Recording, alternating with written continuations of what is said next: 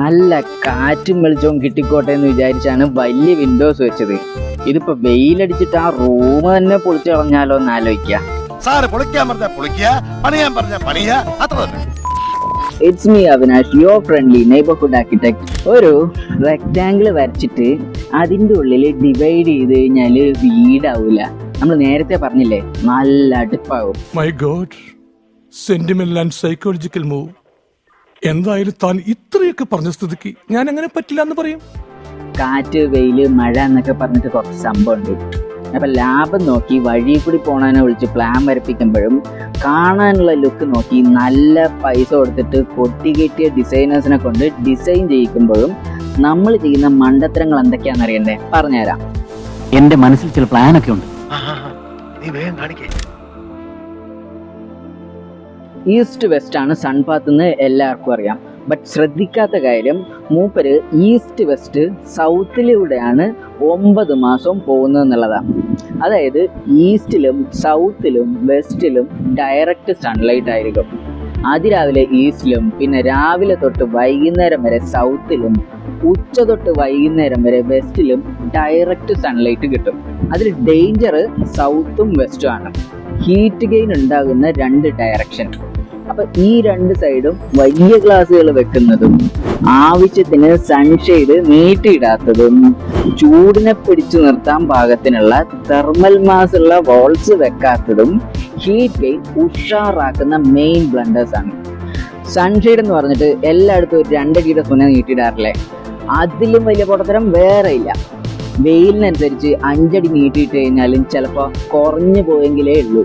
അപ്പോഴാണ് പിന്നെ വെയിലിനെ കട്ട് ചെയ്യാൻ പ്രോപ്പർ സ്ട്രാറ്റജി ഇല്ലാതെ സൗത്തിലും വെസ്റ്റിലും ഓപ്പൺ ബാൽക്കണി, വരാന്തയൊക്കെ കൊടുക്കുന്നത്.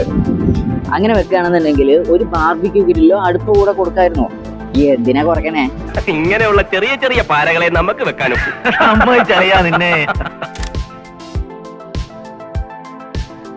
അടുത്തത് ക്രോസ് വെന്റിലേഷൻ ആണ്.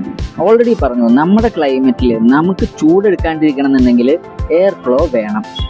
എയർ ഫ്ലോ വേണമെന്നുണ്ടെങ്കിൽ ക്രോസ് വെന്റിലേഷനും വേണം. പിന്നെ വലിയ വിൻഡോസ് വെച്ചാൽ അല്ല റൂംസിൻ്റെ ഉള്ളിൽ നല്ല എയർ ഫ്ലോ കിട്ടുക. കാറ്റ് വരുന്ന വഴിക്ക് ചെറിയ വിൻഡോസും ഇറങ്ങിപ്പോകുന്ന സൈഡിൽ വലിയ വിൻഡോസാണ് വെക്കേണ്ടത്. അത് മനസ്സിലാക്കാൻ കൈ ഇങ്ങനെ വായുടെ ഫ്രണ്ടിൽ വെച്ചിട്ട് വാ തുറന്നു ഊതുക. ചൂടായിരിക്കും. അതേസമയം വായ അടച്ചും വെച്ചിട്ട് ഊതുക. സ്പീഡും കൂടിയിട്ടുണ്ടാവും, തണുത്തിട്ടും ഉണ്ടാവും. അപ്പൊ ബേസിക്കലി സൗത്ത് ആൻഡ് വെസ്റ്റിൽ ചെറിയ വിൻഡോസ് കൊടുക്കുമ്പോൾ വീടിൻ്റെ ഉള്ളിലെ എയർ ഫ്ലോയും കൂടും, ചൂടും കുറയും. അപ്പൊ പറഞ്ഞു വന്നത്, സൈറ്റിലെ കാറ്റിനെയും വെയിലിനെയും നോക്കി അല്ല ഡിസൈൻ ചെയ്യുന്നതെങ്കിൽ നമുക്ക് ചൊളയെറിഞ്ഞ് നല്ല അടുപ്പുണ്ടാക്കാം.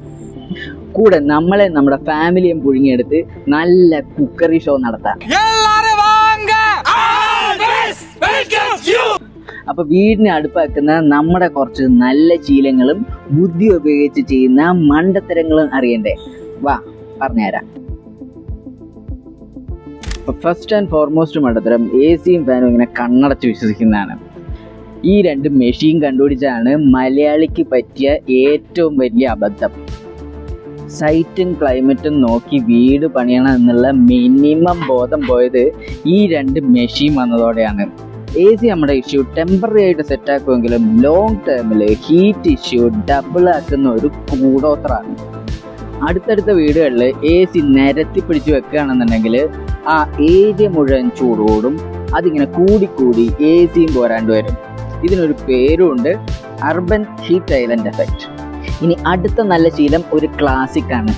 പൊടി, കള്ളൻ, പ്രൈവസി എന്നൊക്കെ പറഞ്ഞിട്ട് തുറന്നിടേണ്ട ജനലൊക്കെ അടച്ചിടും.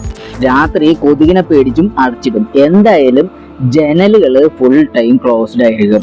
നമ്മൾ ചൂടെടുത്തിരിക്കുകയാണ്, കാറ്റ് കയറിയാലേ തണുക്കുള്ളെന്നൊക്കെ വിചാരിച്ചിട്ട് ഏതെങ്കിലുമൊക്കെ വഴി അകത്ത് കയറി നമ്മളെ തണുപ്പിക്കാനായിട്ട് കാറ്റ് നമ്മുടെ അമ്മായി അളിയനൊന്നല്ല.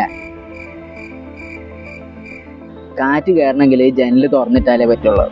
അതിന് 2 സൈഡും തുറന്നിടണം. ഏത്? അത്. ഇനി അടുത്ത നമ്മുടെ ബുദ്ധിപരമായ മണ്ടത്തരാണ്. ഡിസൈനർ വൃത്തിക്ക് ഒരു ഡിസൈൻ കൊടുത്തു കഴിഞ്ഞാൽ അതിൽ ലോജിക്ക് എന്താണെന്ന് ആലോചിക്കാതെ ഓരോന്ന് ചെയ്തു വെക്കുന്നത്.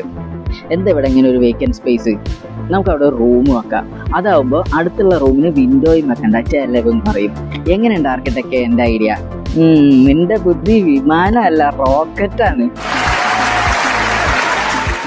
പിന്നെ ഈ ലിസ്റ്റിൽ അടുത്തത് ചൂട് കുറയ്ക്കാനായിട്ട് യൂസ് ചെയ്യുന്ന ഷോർട്ട് കട്ട്സ് ആണ്. ഇതിനെപ്പറ്റി ഡീറ്റെയിൽഡ് ആയിട്ട് പറഞ്ഞുതരാം, എന്നാലും മനസ്സിലാക്കാൻ ഒരു എക്സാമ്പിൾ പറയാം. നേരത്തെ പറഞ്ഞു കേരളത്തിലെ ചൂടിന് മെയിൻ കാരണം ഹ്യൂമിഡിറ്റി ആണെന്ന്.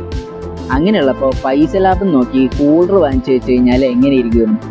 ഇവോപ്പറേറ്റീവ് കൂളിംഗ് യൂസ് ചെയ്യുന്ന കൂളേഴ്സ് നമ്മൾ ഒന്നും കൂടി നന്നായിട്ട് പുഴുങ്ങിയെടുക്കുമെന്നല്ലാണ്ട് ഒരു മെച്ചം ഉണ്ടാവില്ല. പൈസയും പോയി, ചൂടത്തിരുന്ന് അവിഞ്ഞ് മരിയ അന്തസ്.